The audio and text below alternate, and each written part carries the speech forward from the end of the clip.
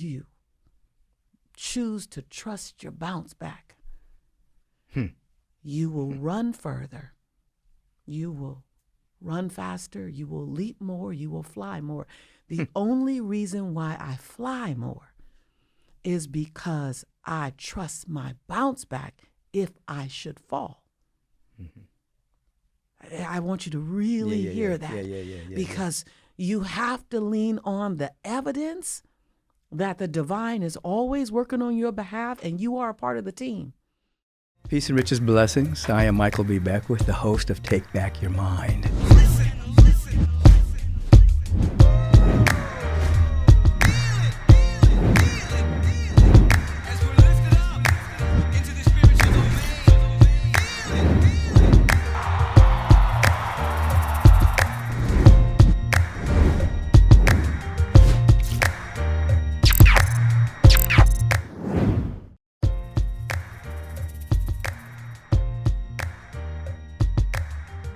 Good morning, good evening, good afternoon, whatever time zone your body temple may be in at this particular moment. And welcome to Take Back Your Mind. This is the place, as I say on a weekly basis, where you learn to take back your mind from the disturbances and the distractions that run amok in the world of phenomena, the world of changes, the world that would pull us into normalizing fear and doubt and worry, anxiousness and anxiety, projecting it onto the screen called the future, and having a direct experience of that fear even before any evidence of why we should be afraid even shows up. So I welcome you to take back your mind, and after this, I'm going to have a dear friend and colleague on the program with me today. You may know her already. Her name is Nichols. And when we finish with this, she'll be coming into the studio to be with me in person. So today, Mel from the UK asked this. I've been pursuing a writing path for many years and have learned a lot about the craft. I've created picture books around the theme of knowing who we really are. Creating these books feel like bliss, perfection, and wholeness. And although through my spiritual practice I have learned a lot about patience, subjectivity, and rejection, I'm also concerned as to why the publishing industry doesn't have the same passion for my work and why I can't seem to get my foot in the door. I've looked into alternative paths for publishing my books, but the funds aren't there yet, and I feel stuck. I feel like I've been trying for so long, and I'm wondering what I'm not getting, why I'm not attracting opportunities or the right people to make this happen. Please share any guidance you have or insight on this. Brother Mel, thank you for your question of the week. And I appreciate the fact that you have learned a lot about the skill of writing. And what I would share with you is, first of all, make sure that you've cleaned out your own interior awareness, that there's not harboring, having to prove yourself, not harboring anything you need to forgive. So there's no blockage within you for the sharing of your gift. What do I mean by that? There are different ways of being motivated in the world. One way of motivated is I'm going to prove myself how good I am to other people. That creates a pollution of separation, and it creates a motivation that keeps you separate from your good. You're not here to prove yourself to anybody. You're here to share yourself. And so there's that kind of motivation. And then there's the motivation by which you want to kind of almost be a martyr to the world. You want to serve and help everybody to the detriment of your own health. That's not good motivation. True motivation is you are selflessly sharing your gifts, time and your talents, because you have to. It's a calling of the soul, and it's going to make a difference in someone's life. So anyway, make sure your interior awareness is cleansed out, and then be aware that, I had my friend Ken Honda on, and he shared with us the beginning of his book writing history, and how he started off just writing a couple of pages and sending it out to his friends, just as a gift. And it created an energy. People started to look forward to receiving it, like one page at a time.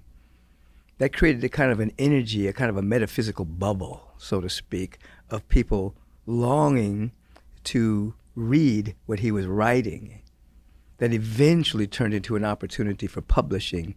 And today, obviously, if you know about Ken Honda, who wrote the book Happy Money, he has many books out there now.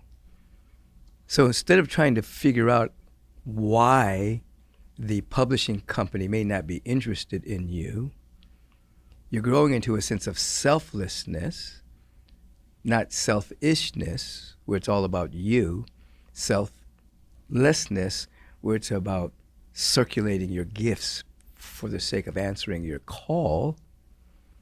Maybe you should take a couple of pieces of your book, the art, and just share it with some of your friends. Start a circulation of energy. This is my gift to you. Not the whole book. Little snippets. Get the feedback. Get people enthused about receiving, so that you're creating an energy of receptivity in the gestalt of consciousness.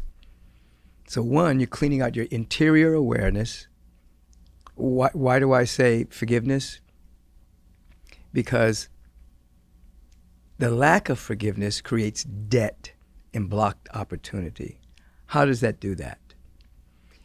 If you're holding on to something, the underlying message is somebody owes you something. They owe you an apology. They owe you to make an amend. They owe you explain themselves some kind of way. And if you're operating in any awareness of somebody owes me something, then the universal law takes that as you are missing something, and it manifests a block, a hindrance, an obstacle, or loss. When you forgive, you dissolve that anybody owes you anything. The world doesn't owe you anything. The universe doesn't owe you anything. You already have it. So if you combine cleaning up your interior awareness with perhaps just sharing a little bit of your writings or artwork in the book with people, you'll create a clean space that will reflect and reveal itself as opportunity, and you'll create a demand. People will want more, and you'll get legitimate feedback from the friends around you about the work that you're doing. They'll be so glad that you're giving something away. They'll give you feedback as to what you're giving, but also some ideas may even come out. Oh, you know what? You should call so-and-so. He would love this kind of work. Or, maybe you have within your tribe resources that you don't even know about yet, but those resources might be in your tribe, or they may be one step removed from the resource you're looking for. And if you share, you'll be that much closer to the resource that will open the door for you to have your artwork, your book published. I hope this assists you. Other than that, feel the feeling that it's already happening. Don't walk with frustration.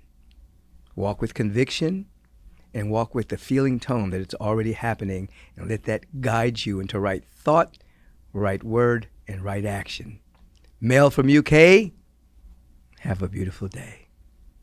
Thank you for the question. Anyone else out there, if you have a question for the life question of the week, email me at podcast@michaelbeckwith.com, and perhaps your particular question will be chosen and answered on the Take Back Your Mind podcast.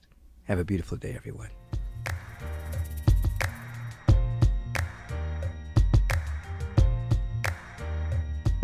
Peace and blessings, everyone. As I told you a little bit earlier, I was going to have Lisa Nichols in a beautiful conversation with me.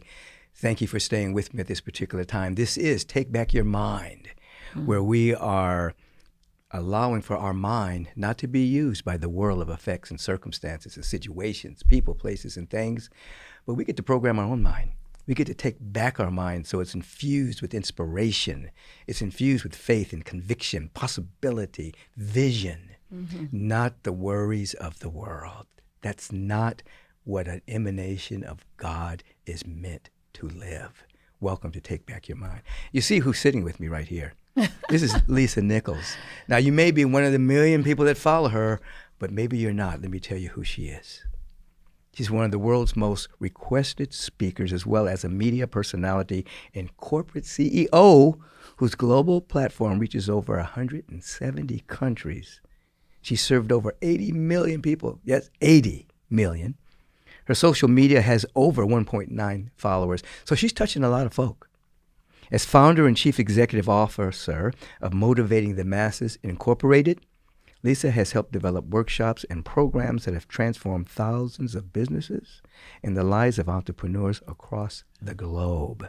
As a result of her training, her students become unforgettable speakers, best-selling authors, and 6- and 7-figure entrepreneurs.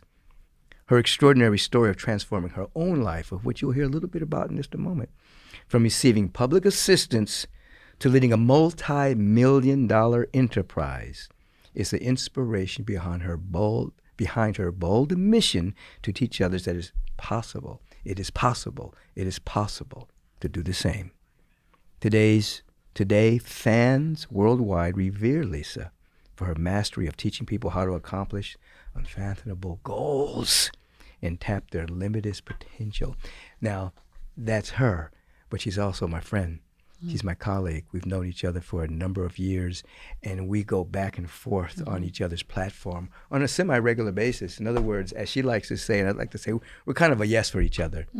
I call her, I know she's going to say yes if it's humanly possible. If she calls me, I'm going to say yes to her if it's humanly possible. Lisa, how you doing? Wonderful. I think that's probably the most awkward I will feel in this entire interview. I know. Is sitting here silently listening to you read that, what feels like way too long. I know, but I know people know who you are, but there's probably about maybe 6 or 7 people who don't. So that was for them. Well, I'm grateful. I sit in gratitude space whenever I hear that. I don't take any of that for granted because some of that still blows my mind. Yeah. That I ask God to use me. Yes. And when I hear that, I just hear some of the things that I've been obedient to do. So thank you. And I'm honored to be here with you, brother. Yeah, I understand that sentiment exactly. I feel the same way. Yeah, I'm wowed by what God has chosen to trust me with, and what I have had the courage and the awareness to say yes to. Yes. And on some days, I would say no, and I had to get to a yes because I couldn't get a good night's sleep. Yes. Until I said yes. I believe when there's a calling on your life, you won't get a good night's sleep until you say yes to the calling. No, that calling will haunt you. That right there. And keep you awake. And if you don't say yes to it, that'll be like your biggest regret when it's time to leave the body temple. We never regret what we tried and failed at. We only regret what we didn't go for and didn't say yes to. Yes, I tell people, like, they say, how did you get over the fear? I said, you're assuming. Right. that I waited till all of it was gone before I leaped. Right. I just said, strap yourself in, fear. If you ain't going away, you got to go with me. You got to go with me. What I am going to do is see what it feels like to leap. Yes. So thank you for having me. I'm honored. I love you. You are one of my earth angels. And you give calibration and understanding and similar energy to my dance and my existence. And you make walking this planet as a unicorn not feel so lonely. So I'm a yes for you, bro. I'm always a yes for you. We're together on that. Give us a little bit about your backstory in terms of some of the things you had to transcend, overcome, transmute in order to be here today as this great entrepreneur and this multi-million-dollar incorporation that you have, but plus all the people that you touch. I think the greatest, I'm grateful for the ability to be an entrepreneur and to live the life that comes with that, and to run a multi-million-dollar business and all of the freedom. I believe that my wealth just gives me access to better memories, and it allows me to give other people access to better memories. I'm not counting the dollars. I'm counting the memories. Yes. And so I'm grateful for that. And we are in a unique place, you and I, right now, because we're sitting in the belly of where I grew up. And I rarely, and I probably need tissue. So just know that I'll probably need tissue before this is over, because He'll get some in just a moment. Yeah, man. But you live in the Bahamas now, right? I do. I live in the Bahamas, and I travel the world. And I traveled the world physically for the last 15 years, just everywhere, from Slovenia to Kazakhstan to Kiev to Budapest to just all over the world, South Africa with you. And even during COVID, I traveled the world even more so virtually. I was in so many different parts of the world just through my Zoom. And so to be back in my OG turf with you right now, it's a very beautiful, sobering feeling, because for so many years, these streets and this zip code was it felt like it was the encasement of my biggest insecurities. And I grew up living between the Harlem Crip 30s and the Rolling 60s. And those are gangs, guys. Not cheerleading squad. Yes, these are deadly gangs. And I remember vividly, I passed it on my way here. I drove down Exposition Boulevard, and that's where I had to cross the tracks to get to school. And I remember a teacher asking me once, Rev, what do you want to be when you grow up, Lisa? And I said, alive. I said, and if I get to 21, why don't you ask me again? Because that's my first goal. And I lived across the street from the Southwest Police Department. And I remember sitting on the porch wondering, how do I make it so I'm never over there? That was my goal. It wasn't to get to a particular college. It was just, I don't want to be over there being herded out of those cars like I'm watching right now. And so I had a fight. I had a fight life. I had a fight energy. I fought 3 days a week to get home from school. I fought out of school and I fought in school because I was academically challenged. I was maybe 2 or 3 points above special ed. And I just thought I was dumb. And that's what everything looked like, that I was dumb. And I remember teachers saying it in different ways. It was only when I was 25 did I find out that I am functionally dyslexic. And so school and childhood was a struggle. Outside of my home, it was a struggle. In my home, it was beautiful. My mom and dad were two of the most beautiful souls I've ever met. And so I moved into a lot of insecurities, being chocolate with mocha skin and full lips and kinky hair, and not seeing anyone that exhibited my beauty and any form of public beauty until 1984, when Vanessa Williams was the first Black Miss America, and then 6 months later she was dethroned. And so I had all these personal images, and I had all of these community issues, and my mom and dad would always run out of money before we ran out of month. And so there was feast and then famine. And so there was this fight or flight, feast or famine, live or die always. And I thought that that was normal.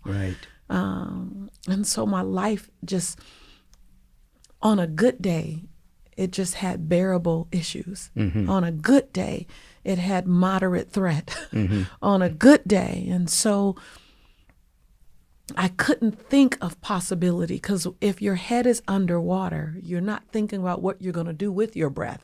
All you're thinking about is, can I get a breath? Can I get a breath? And so all of that was by the time I was 24. So it wasn't difficult for me to choose toxic relationships.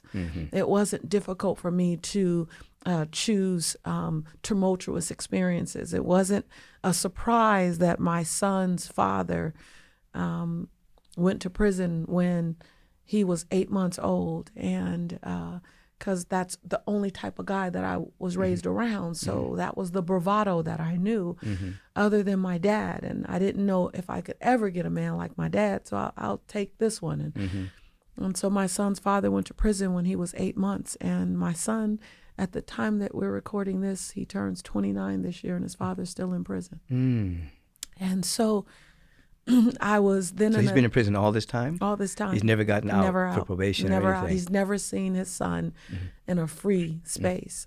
We went to visit him twice, when Jelani was 8 years old and when Jelani was 13 years old. And that's the only time that we've seen him.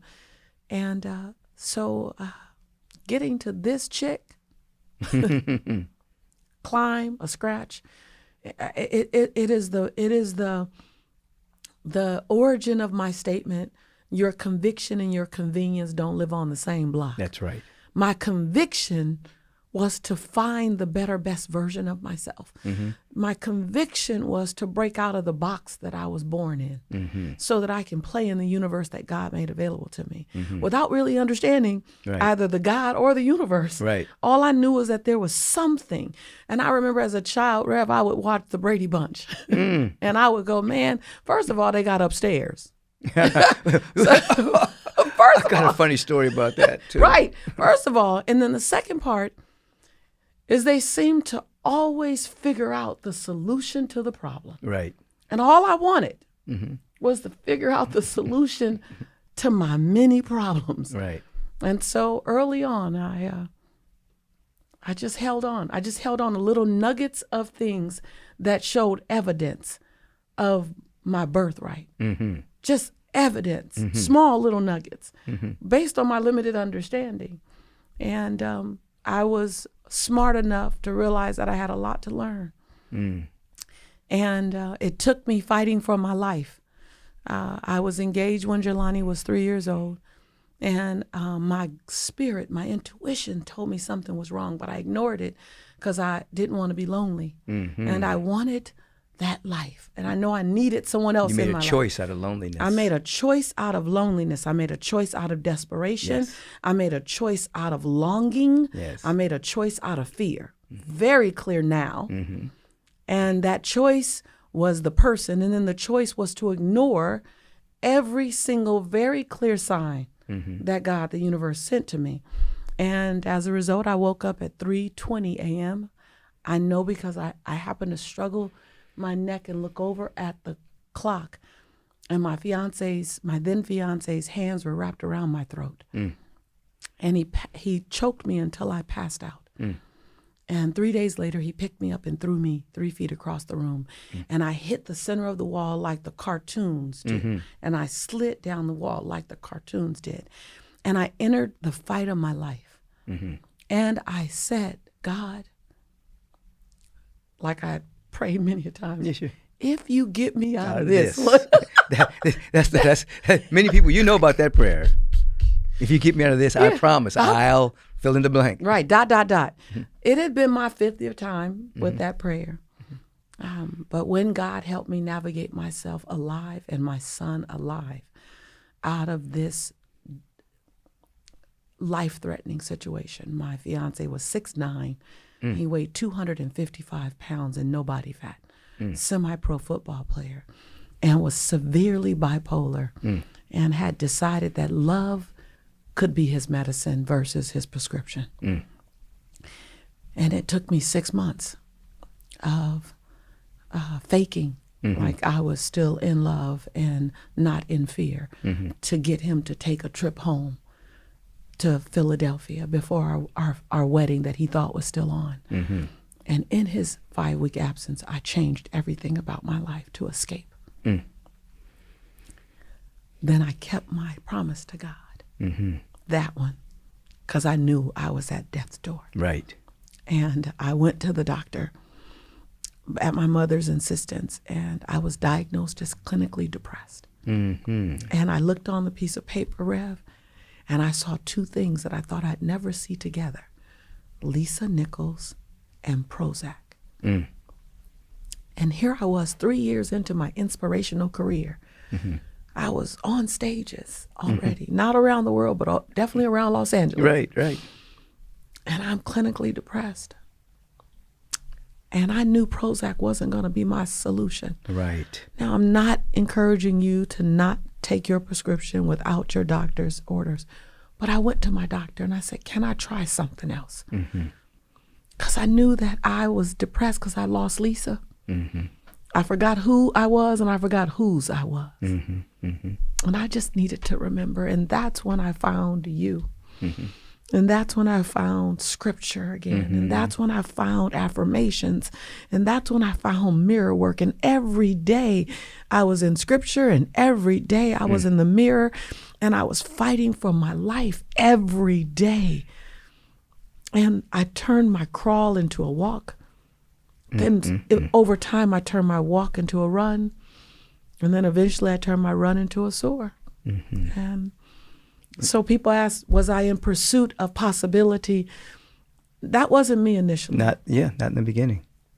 That became later. I just wanted my oxygen. What I love you saying, and I want people to catch this, is that all you're talking about here is not something that happened overnight. Mm-mm. This was something that you worked on a daily basis. You had to For go months, in. weeks and months. Yeah, you had to go in and shift your whole interiority, your whole inner landscape. I did. About who you are and your possibilities and the way you think and the way you see the world. It's not magical thinking.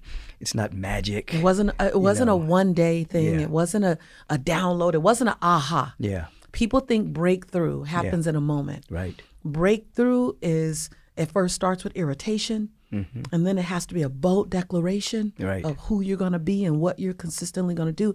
And then there has to be radical, consistent action. Right. And I was willing to do it all. And I also was willing to allow any part of me that I had become comfortably uncomfortable with, Right. that didn't serve me any longer. I was okay with that part of her dying away. Yes. I was okay with that bridge, Rev, of unknown, Yes. so that I can know something new. Yes. Because most of us, including me at the time, I was committed to what I knew because I knew it. Right. Not because it worked. Right. You didn't know what you didn't know, and that's where the goodies are. And I realized that we are more committed to a familiar discomfort than we are to an unfamiliar new possibility. Right. I'll say that again. We are more committed to a familiar discomfort Right. than we are to an unfamiliar Right. new possibility. Right. I became comfortable with the unknown Right. for the sake of the new possibility. Absolutely. That's it. And and going back to those choices again, many people choose not only from fear, survival, people choose from convenience. Oh, And if you choose from convenience, that's deadly too. And that has a shadow of haunting that will come get you. You can't choose from convenience. You have to choose from a more expanded space. from conviction. Conviction and possibility. You can start with hope. Yeah. Hope builds itself into faith. Yeah. And then faith becomes conviction. Yeah. If you're walking in the direction of that. Yes. And then change happens. Yes. Transformation takes place. Because convenience is also almost complacency. Yes, it is. Like convenience will keep you safe from any discomfort, but it will definitely have you live in a life of regret. Yes. And then you have to ask, which one is actually more uncomfortable? Right.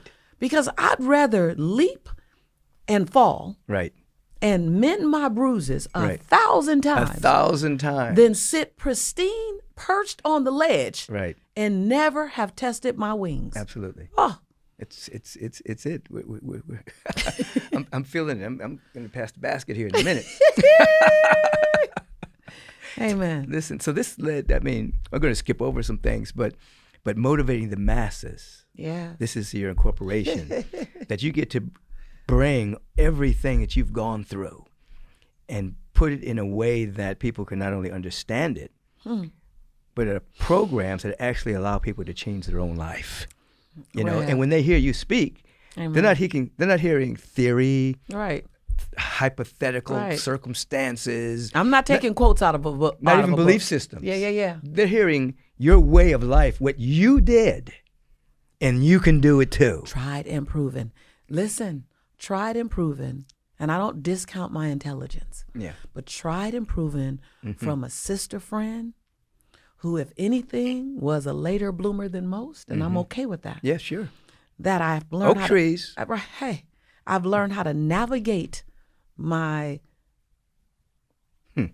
I've learned how to navigate my imperfection. I dance with my dyslexia. People say, "Are you still dyslexic?" I say, I don't lean into it. I don't shine a spotlight on it, but I don't think it went anywhere. It just became my superpower. Right. I teach you forward and backwards. Right, like right. I'm gonna teach you both. I'm gonna teach you in both directions. Trust and believe. By the time I finish, we're gonna get it because I teach the way I learn. Right, right. And so yes, you want evidence. Yes. If evidence can sustain in a court of law, if evidence can get a murderer off or free someone, then look at evidence, but use evidence and don't discount evidence. I believe my life is evidence. Yes.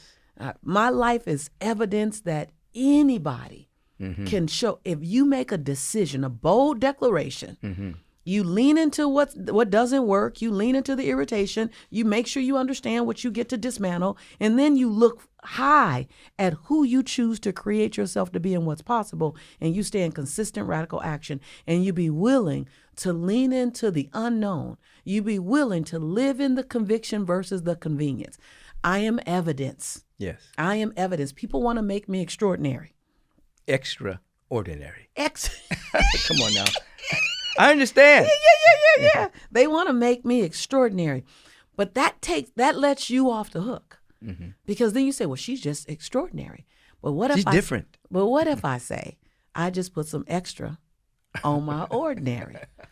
And now what you going to do with yours? Right, right. I like raising the stakes for everybody by leveling the playing field. Right, right. That makes it possible for all of us. Right. We're equalizers. Right. I'm an equalizer. I'm a freedom fighter. I want everybody to have access. I'm right there with you. But there's a cost to knowing you got access.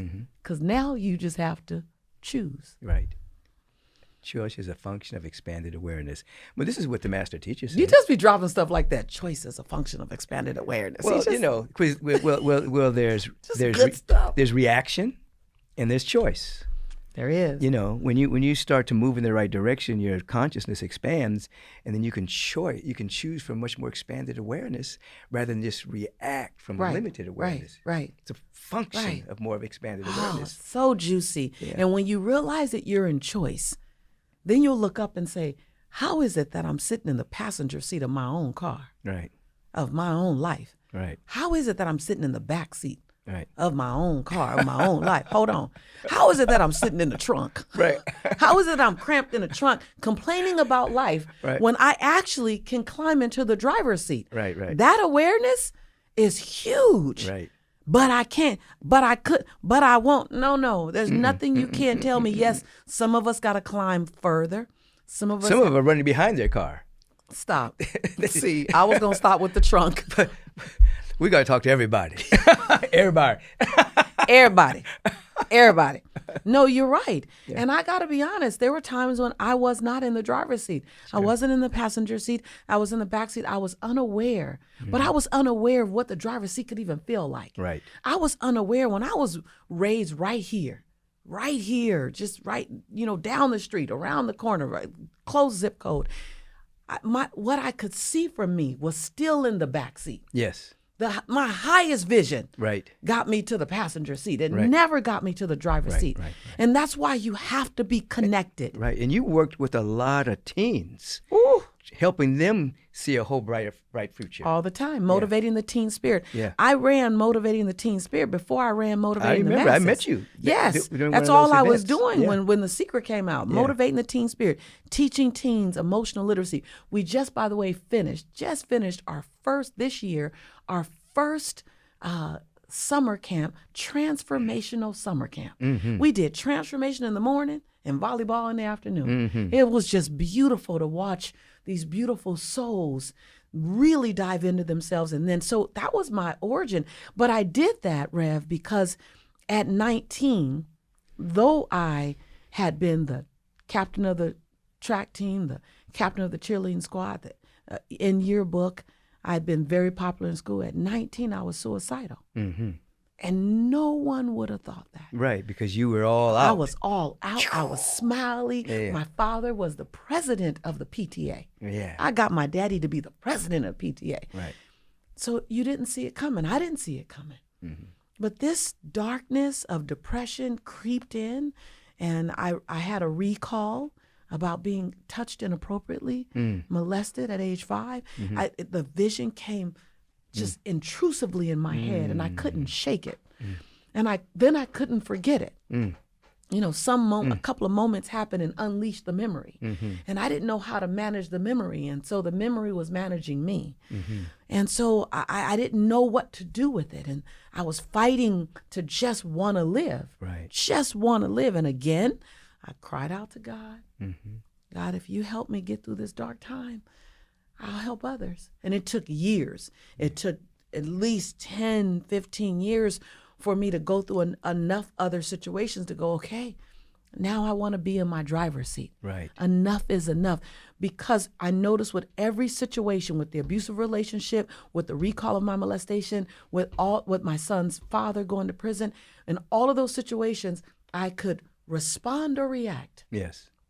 And if I didn't have the skill set, Right. I didn't have the choice. Right. Listen, Yes. without the skill set, Right. without the awareness, Yes. I didn't have the option. Right. I only could react. Yeah, all you could do. And so I wanted the option. I'm a freedom. I'm a bird. I need freedom. Yeah. And I said, wait a minute, somebody else knows something I don't know. And I remember picking up a book. Now you have to know, Rev, it takes me about 6 months to finish a book. Now I've gotten better. It takes me about 2. But it took me at that time 6 months and about 5 to 7 reads to get the whole book. But you know what? Henry David Thoreau took a long time to read a book. You know Don't why? make me cry. Listen. Let me tell you why. He would read the book, and if ever he got to an aha moment, he would close the book. And he would go try to Live that out. practice and live that. Then he would come back. And so it took him a long time to finish a book. By the time he finished the book, he was was a new changed. person. He was changed. He didn't just read the book. He practiced the aha moments. It takes me a long time to read a book, not because I can't read. Because you want I'm absorbing something. And I've just started reading again. I haven't read for a long time. I just kind of open myself up and get what I need. But I like reading. But I started reading again. And it takes me a little while because I'll read something. So I'm going to stop right there. Right there. You know that Just take it in. you just brought something back to me. When I was 21, 22, I wanted to understand my spirituality. I didn't want to live in religiosity anymore. Right. I didn't want to live in the dogma of the contrite, tight. Yeah. I wanted to understand my spirituality. I didn't know where to go. And my neighbor had on some sweats and she was going to church. And I was fascinated that she was in sweats. I said, What church you going to? You can go like that? She said, yes. I said, well, I want to go with you just so I can meet the person and let you go like that. And I'll never forget this minister. She was saying something and she caught my attention. She said, you guys can go in club because I'm not afraid to go in the club and get you. And I was clubbing at the time, right up here on Wilshire. I was at the clubs, 21, 22. And yet I didn't want to be there necessarily. I just wanted to feel fulfilled. And she said she'd come sit in the club. And she named the club by name. So She knew. I knew she knew. And I befriended her. And she was approachable. She was lovable. She was like you. She was a spiritual being that was dancing in a human experience that made it, I can connect. I wasn't afraid. And she said something to me. She said, don't be so quick to try to memorize the Bible. I was very intimidated by people throwing scriptures. And I could never remember the scripture because my dyslexia would always flip the scripture. And then I get in trouble by the sisters in the first 2 pews. That's not how it goes. Oh, they beat me up. And so I'm like, I'm just going to stay away. And so I wouldn't quote and I wouldn't read. And I was just very nervous. The book made me nervous. And she said, don't be nervous. She goes, but don't be in a rush to memorize it all because that you know you're responsible to live out. She said, but instead, learn one and then live it. And don't go to another one until you live that one. Right there. When I tell you, Romans, I might say it's wrong, chapter 12, verse 13, seek not vengeance, for vengeance is mine. Right. I was on that one for about 18 months. I took her literal. I took her literally, I said, I'm not gonna go anywhere else until I can live it. And I was don't get me, I'll get you back, girl. I was that don't worry, because I was raised in South Central, absolutely. so it was a get or get got. Right. And so I studied and said, how do I release? How do I forgive? And I literally would not move. 18 months, I sat on that same scripture, similar to what you said. Yeah. Henry David Thoreau. Henry David Thoreau did. And I was okay with it. Mm-hmm. And then I began, my next book I read was Stephen Covey's 7 Habits of Highly Effective People. Sure. Oh, it took me years. I was like, I don't know, this man has a lot in here. Right. Circle of concern versus circle of influence. And Right. I would work to live it. I said it means nothing to learn it if you don't live it. You haven't learned it if you're not living it. Why would you learn it and not live it? Yeah. Why would you brag about all the books you read and your life is no evidence of it? Absolutely. Why would you quote people and your life is no evidence of it? Right. So that minister, R.G. Taylor, bless her soul, she freed me from having to know a lot. She said, live the things you've learned. Be free. And so I appreciate you sharing that. with there's knowledge that informs and there's knowledge that transforms. Ooh. The knowledge that informs, you can memorize it, you can become an academician, you can become a theologian. Doesn't mean you're living it. Echo and repeat. Yes. Echo and repeat. But when you becomes transformed, Come on. then that word, as you do, then that word becomes living in you, and it's you. It's the presence of God as you Come talking. on. It's not just quoting. Right. Nothing wrong with quoting. Right. But it becomes the vibration of who you are The because essence you've of my embodied being. it. Shoo. So when you speak, this is why you change so many lives.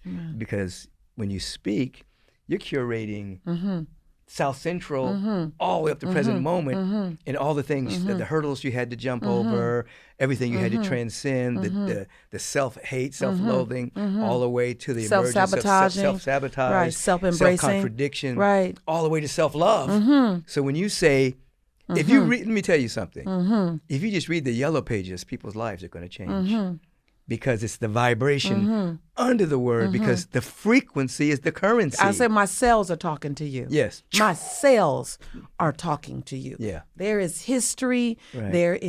There is breakdown, breakout, breakthrough. There is complete surrender. My superpower is my willingness to surrender. Yes, there you have it. That's my superpower. We're together on that one. My willingness to, two things are my superpower: my surrender and my obedience. Yes. And those come on. Those are the two great come things. On. And then most people think surrender and obedience make you weak. No. If you only knew. If you only listen. Surrender is not waving the white flag. Surrender is yielding to the next stage of your unfoldment even before you see it. Listen. And being willing to leap off the ledge, knowing one of three things. One, you're going to fly. Two, you're going to land on something soft. Or two, you're going to land on something hard and bounce back. You bounce back. If once you know that, why aren't you running for the breathtaking future that's awaiting you? Right. Why? Whether it be in love, right. Whether it be in leadership, yes. Whether it be in guidance, yes. Whatever that thing is. Yes. I want to lay in when I transition, I want to lay and I want to say, oh, I did that. I was obedient. I was obedient with the breath in my body. Yes. Oh. Absolutely. I still say it. All that I was, all that I am, all that I hope to be, I give to God. I give to excellence. I give to beauty. I give to be in service. All that I was, all that I presently am, all that I hope to be, I yield. As Dr. Thurman would say, the vital nerve center of my consent to the presence that's never an absence. And that right there. But there needs to be a sense of trust. Someone says, how is it that you run more, Lisa? You leap more. How did you achieve this? I said, see, you're trying to make everything work. It has to work before you leap. And the difference between most people and me is I trust my get up. I trust my bounce back. It's not that I trust that I'm going to always fly. Let me tell you something. No, I love this right here. This is it. Let me tell you something. I don't always make the right decisions. Right. And these days, Rev, all my mistakes feel like they're 7 figures. Amen. Right. And require a couple of attorneys. Right. And I'm living some now. Right. I'm paying for some now. Right. But the harder you rise, then the more you have to lose. But you still bounce back. And I hear me when I say, if you have heard nothing else that I've said, it is when you choose to trust your bounce back, you will run further. You will run faster. You will leap more. You will fly more. The only reason why I fly more is because I trust my bounce back if I should fall. I want you to really hear that. Because you have to lean on the evidence that the divine is always working on your behalf and you are a part of the team. And you have been given all things and everything that you need. Yes. And that there is nothing that is designed to take you out and keep you out. There is nothing. There's nothing designed. You are designed to create greatness. You're designed for possibility. That's in your DNA. You can defy your DNA and not be that. You can. But when you're not that, you're defying your DNA. Right. Because if the universe would use an ordinary woman like me to move the mighty mountains that I've been able to witness being moved by my essence, by being in my word, then you have to know that the same level of greatness, if not something more and different, is designed for you. You are not let off the hook of your greatness. It's simply a choice to trust your bounce back. What if it don't work, Lisa? If it don't work, you bounce back. What if I lose it all? If you lose it all, you'll get more. You'll bounce back. There's nothing you could tell me that could happen that you're not designed to bounce back from. Absolutely. It's not afraid of failure. Everybody fails. Anything you do for the first time, you're not going to be good at. So, and people are afraid of being talked about.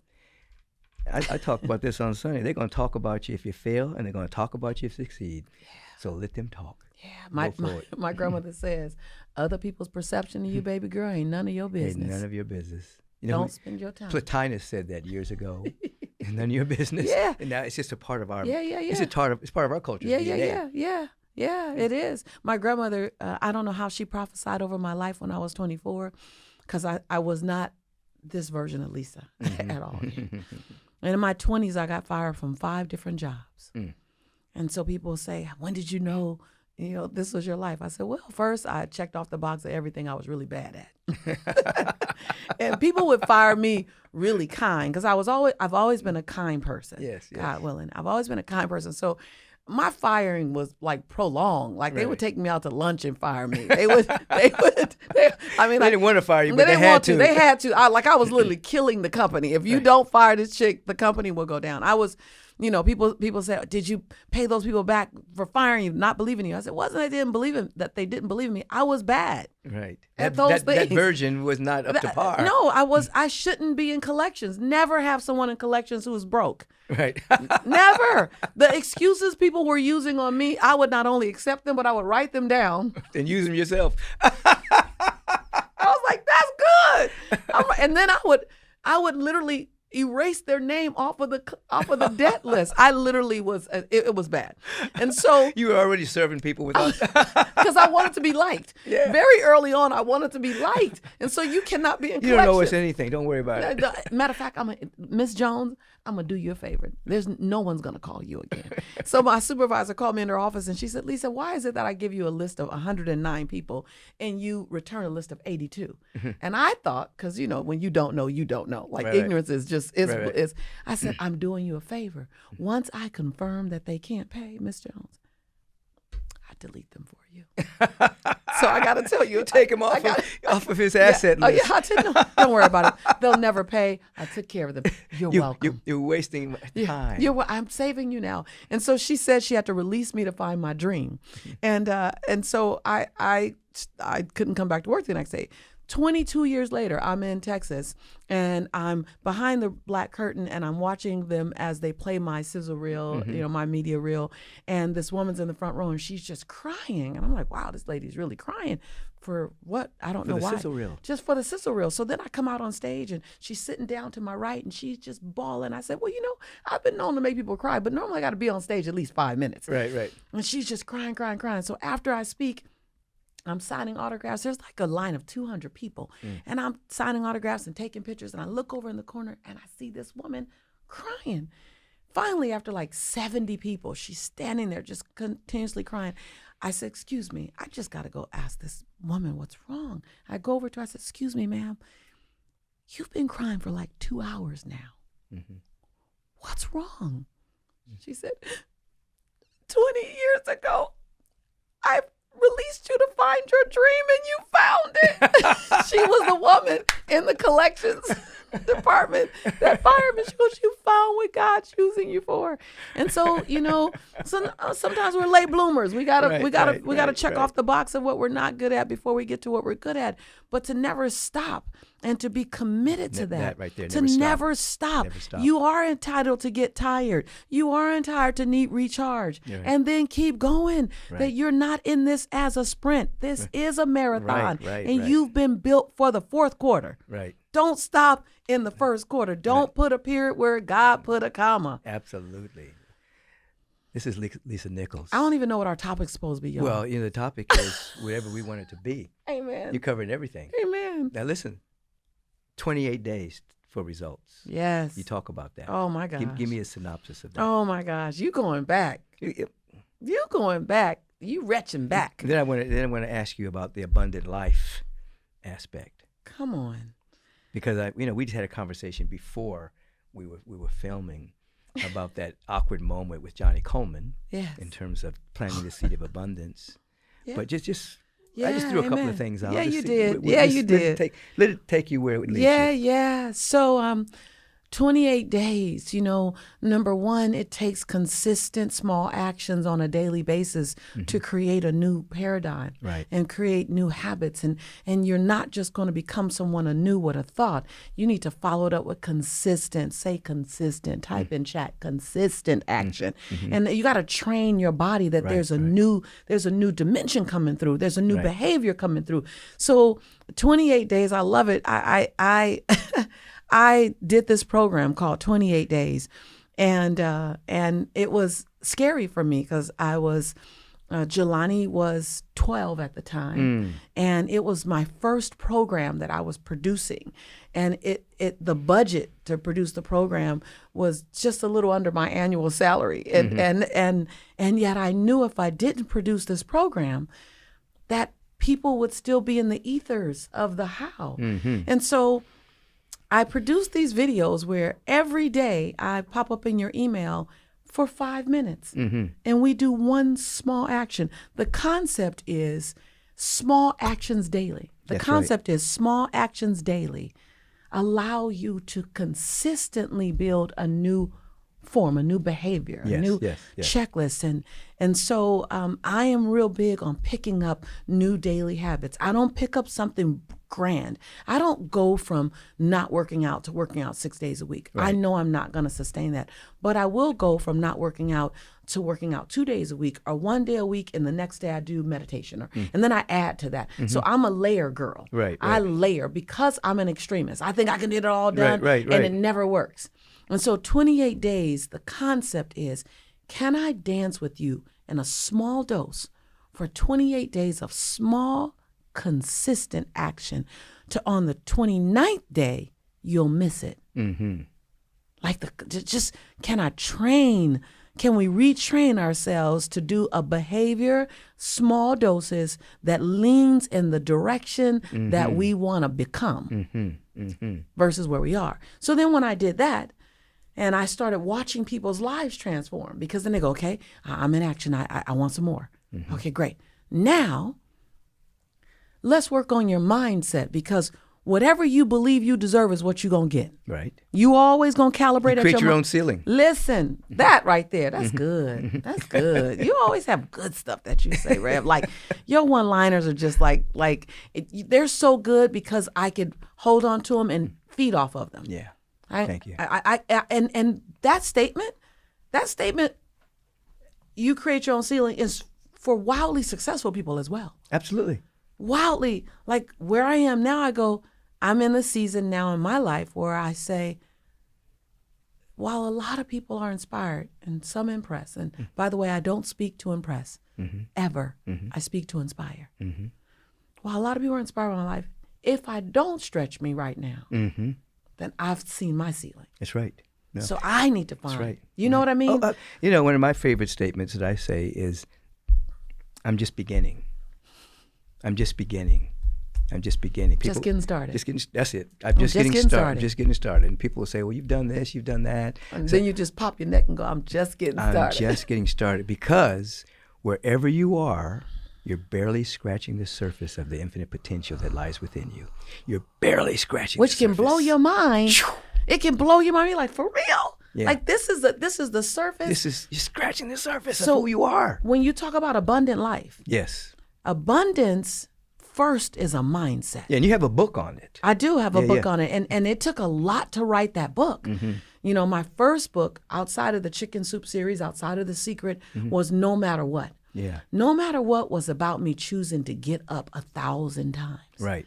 And never let the last time be the last time. Right. It was the get up. Abundance now was the what are you going to do when you're standing? And what's your birthright? You're only going to run for what you believe you deserve. And abundance had to become my mindset. And so number one is recognizing that my past does not equal my future. That's right. No matter what, it does not equal. My past is a setup. Right. That's number one. And no matter what, no matter where, no matter who, no matter what color, no matter what religion, abundance still is my birthright. Right. That took a while for me to accept. Yes. Because I wore all the labels. Black, woman, South Central, government's assistant, sons in prison. I wore all the labels. So I had to shake the labels off of me and go, wait, abundance is my birthright. So that was a mindset. Then the other part, and what I love about the book that I wrote was I had to break down how we get our limiting belief around abundance. So I broke down all of our economic mindset to money, our spiritual mindset to abundance, our family and our ecosystem mindset. I broke down all the ways that our mindset is formed around abundance or around limited, around lack of limitation, so that we can choose to challenge it now. Now that you know how it was have to formed, challenge it. Can you challenge it? Yes. Can you challenge, because your grandmother could make a dime go in 20 different directions, does not mean she didn't want 22 dimes. Right, right, She simply had a dime. right, And she had 22 needs. right.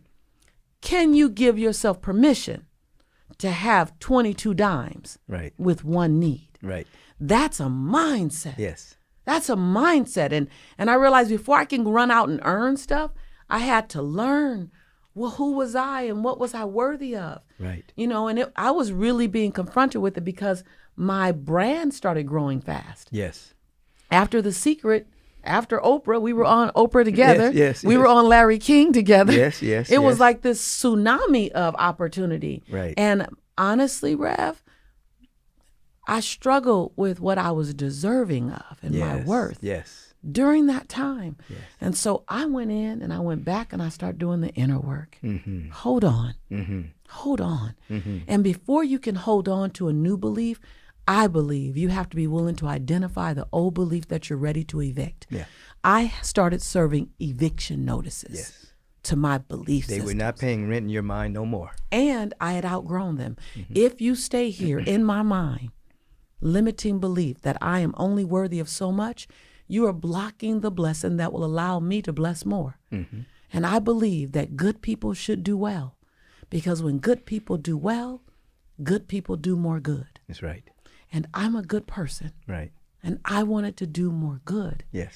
And so I was willing to allow parts of me to die away so the woman that I was becoming, the calling on my life, could be born.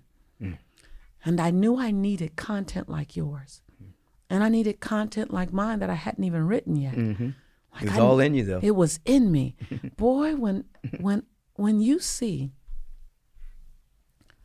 what's in you waiting to be born and could only be born through you.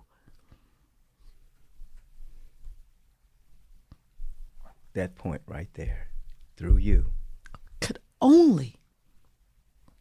And if it's not born through you, it will never see light. That's right. When you become connected to the opportunity and the responsibility, the conviction that it's not just about you.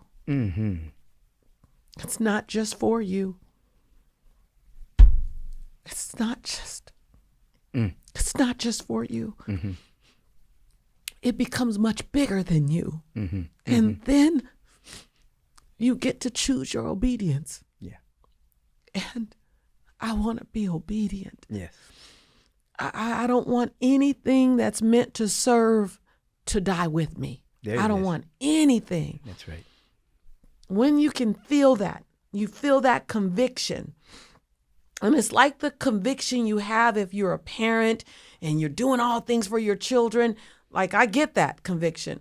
But there's a conviction even greater than that. Like, I love my son. Mm-hmm. I love my son. And I am a committed mom. Mm-hmm.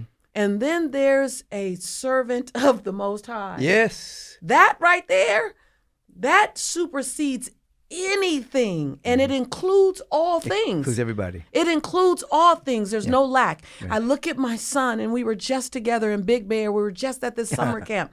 I look at my son, and I look at how we're locked and loaded. And people say, how could you have been on the road 250 days out of the year, and you're so close to your son? Because the God I serve, the universe that's operating on my behalf, it does not exclude my son out of the equation. Right. I simply need to be obedient to listen to the how. Right. And the how is not always convenient for me. Right. I would land the plane, and at the airport would be a cooler of sliced oranges and Capri Suns. And I would grab the box, the cooler, and go straight to the baseball game and serve the kids. Because my son said, Mom, I want you to be one of the parents that brings the snacks. Okay, baby, well, I'm going to get off the 747. Right. Unbeknownst to the kids. Right. It doesn't have to be convenient for you. Right. It simply needs to remain your conviction to be used. Right. You know, you're talking about the difference between selfishness and selflessness. Come on. It's like selfishness, it's about getting. Selflessness is about serving and sharing. And selfishness also is about monitoring what it's going to cost you. Absolutely. What And you might lose. And choosing to say yes based on the cost. Absolutely. And you've moved into selflessness, which means the spirit, you're not blocking the spirit from bringing the miraculous things that you can't do on your own. Because if you can do it on your own, then it ain't big enough. That right there. And if you can see how to do it, as soon as you have the idea, Right. it ain't big enough. So you've gone into selflessness, and you're inviting everybody to flow with you. Amen. Let me ask you one last question. You know, I often you got so much material here that you've conveyed to the people. Amen. You know, there's a difference between choice and decision. Decision has the word incision in it, which means you're cutting away that which doesn't belong to you anymore so that you can move forward. Choice is the function of ever-expanding awareness. You've described your decisions, letting things go, and you've described your choices beyond convenience, expanded awareness. Oh, this is great. I often teach that pain pushes you until the vision pulls you. What's before we go? What's pulling you right now? First of all, that is everything. Because before I was running toward the vision, I was outrunning the demons. Yeah, the pain was pushing. Yes, yes. What's pulling me? Yeah. Maybe you can't articulate it yet. But I know that's. I know there's something. Yeah, There's a strange attractor field that's pulling you to the next expression. Yeah. You know, what does it I feel love like? the question. What does it feel like? I love that.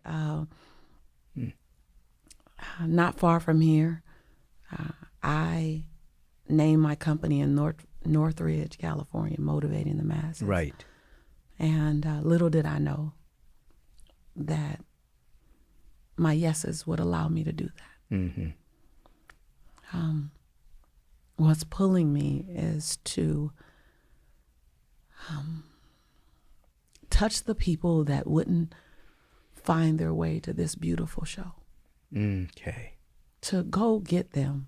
I just said the other day to my students, let's go sit on the couch with them.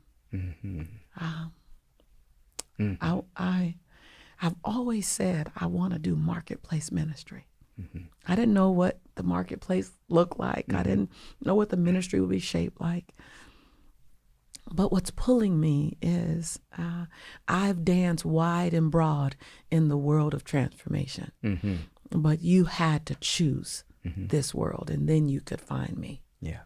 And now what's pulling me is to choose all the spaces that haven't chose this world. Yes, yes, And to go sit beside them. yes. To not pull them over here, but to go sit beside them and bring consciousness to wherever they sit. Outstanding. And so I don't know if that'll take me back to the club on Wilshire and sit and minister. I don't know. Somebody's got to turn But what wine into water. Yeah, what I realized, and I'm gonna drink water so I can stay fluid. And so television, mass media, television show. They've courted me for a while, and I've politely said no, thank you. And it's time to say yes. Yes. I'm living more and serving more through social media. Yes. And going to sit next to my sisters, my little sisters, sitting next to them where they convene, because they've chosen me as Auntie Lisa.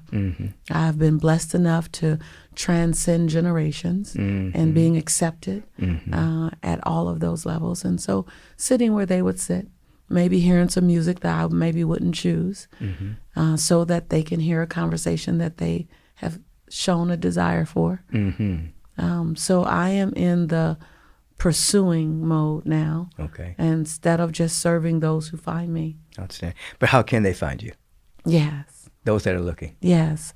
Lisa, the number 2, motivate on Instagram. Lisa Nichols on my other social media handles. Motivating the Masses is my beautiful website that shows you all of what we do, which most people will be surprised. I'm a teacher. I'm not a keynote speaker. I keynote speak to find the students that want to be taught. Yes. But I'm a teacher. I'm a coach. I like to find people who have a message and they want to hone it. They have a calling on their life and they want to uncover it. They have something that they want to do and they want the limiting beliefs to quiet themselves so that they can do all that the universe has designed them to do. That's my tribe, and your tribe is my tribe. That's why we dance so well together. If my language fits you, if my style fits you, if you feel at home, if you hear yourself, then I invite you to hook your caboose to my train.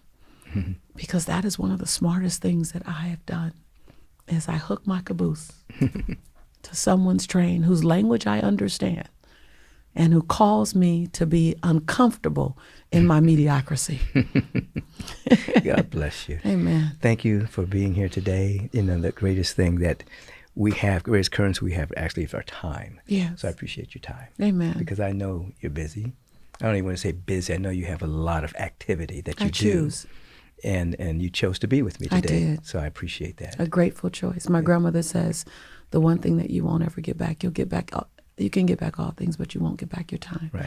And where you choose to spend your time is a gift. So you are a shepherd, and you convene and guide many of people. And for you to always, and you always choose me to be a part of your tribe, to help serve. I don't take that lightly. I don't ever take it lightly when I get to share space with you or for you. And I'm grateful. And as I said to you before the cameras started, I'll say to you again, I'm grateful that I get to be on the planet at the same time as you, Reverend. Because you make what could feel a lonely walk not feel so lonely. Because when you operate at such a high consciousness, and I'm not putting myself above anybody. Right, I understand. I just feel the vibration sometimes before I can articulate the language. You make that experience not feel so lonely at times. Thank you. So thank you for being a stand. Thank you for being willing to take the arrows. I always say your shirt, on the front of your shirt, it has leader and guide and chief. But on the back of your shirt, it must be a bullseye. Because that comes with it. That's a whole other conversation. That comes with it. You can't wear the front of the shirt without the back of the shirt. Listen. And so for impossible. all the It's arrows impossible. you've taken on our behalf, and you still stand and sit and serve. And I'm just beginning. And you're just getting beginning. started. You're just getting started. And you're just getting started. I'm just getting started. We're locked and loaded. Anytime you need me, I'm a standing yes. God bless Thank you. Thank you for everything. I appreciate you. This has been Take Back Your Mind. This has been my conversation. And she'll be back with Lisa Nichols. Have a bright day, everyone. You know what to do. Spread the word. like this. Go ahead and subscribe to it. You know it's going to be good. And now you know where to find Lisa Nichols. Comment. I read the comments. Peace and blessings.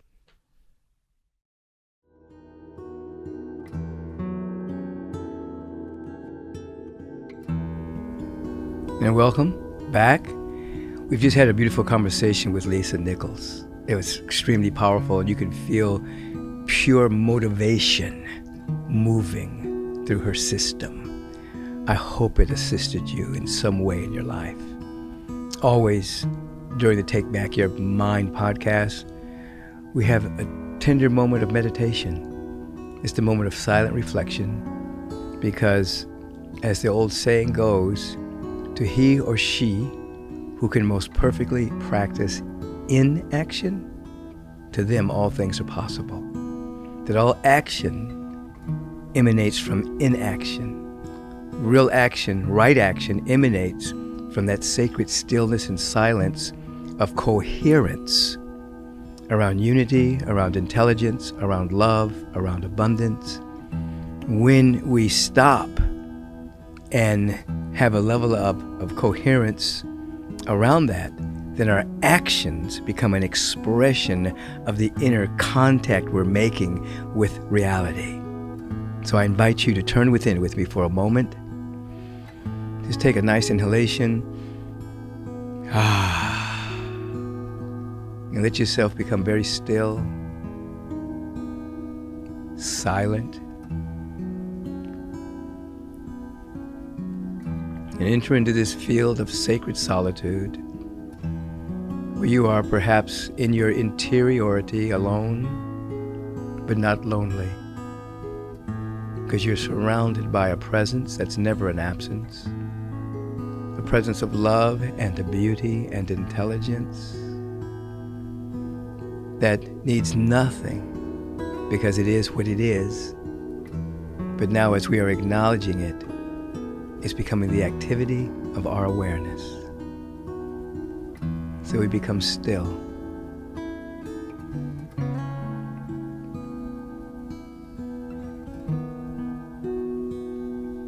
And we give ourselves permission to wake up to our glorious nature, to wake up to the beauty and the intelligence that's already within us, not that the world can give it to us, but what we have come to give to the world. So think about this for just a second. The first thing that comes to your heart, what have you come to give to the world? What have you come to contribute before you leave the planet on that day? Catch that feeling, that vibration, that word. Bring it close to your heart. Now, let us not ask how we're going to do this. Just catch the feeling tone of what you have come to contribute, to give, to share, to radiate, to shine.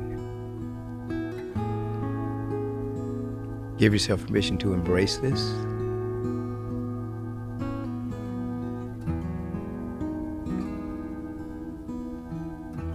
And as this gift, this talent, this energy is becoming more real to you, every breath that you take is amplifying the feeling of what you are to contribute. And you go another step forward. You give yourself permission. You give yourself permission by your own inner authority to share, radiate, and shine this gift. Meditate on this.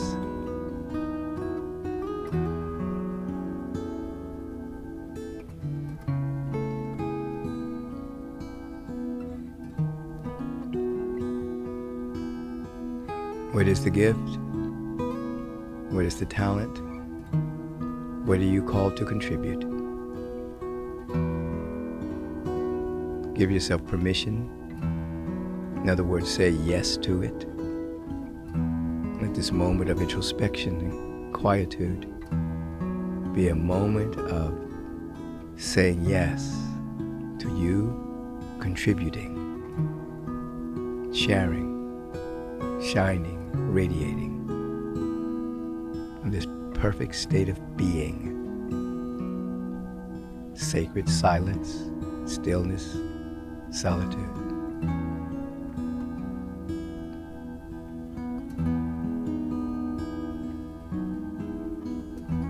Feel it in your bones. You give thanks for the ramifications of what you have just chosen and the permission that you've just given yourself to become more yourself. And so it is. Amen. Slowly open your eyes. Be with yourself in this moment. And let me say this. Some of you have written in and you've asked, how can you support the Take Back Your Mind podcast? You can do that in a number of ways. Obviously, you can like it. You can subscribe to it on YouTube or whatever your platform is. You can tell your friends about it. That's one way. The other ways you can support it is you can support the sponsors of the podcast. The first sponsor is the Agape International Spiritual Center. You can go to agapelive.com and you can make a donation to Agape. And obviously, you can look at the website and see if there's any programs, classes, Sunday services that pull to your heart. Obviously, if you've heard me before, the second sponsor is NutraRise/AdaptaZen. I have the 47 plant-based ingredients in my superfood greens. You can get the bundle of the superfood greens and the vitamin D3K2. It'll be good for your body. It also supports our sponsors who are supporting the podcast. Have a bright day. Tell your friends. See you next week. Your time is very valuable, so I want to thank you for lending us your ear and participating in taking back your mind. If you want to submit a question for the question of the week, please submit it to podcast@michaelbeckwith.com. If you've enjoyed what you've heard today, please submit a review and let us know your thoughts. Stay on top of current episodes by subscribing to the podcast so that you'll receive alerts and not miss one single episode. And feel free to share this podcast with all of your friends and family. And until we meet again, take back your mind, and you will take back your life. Peace and blessings.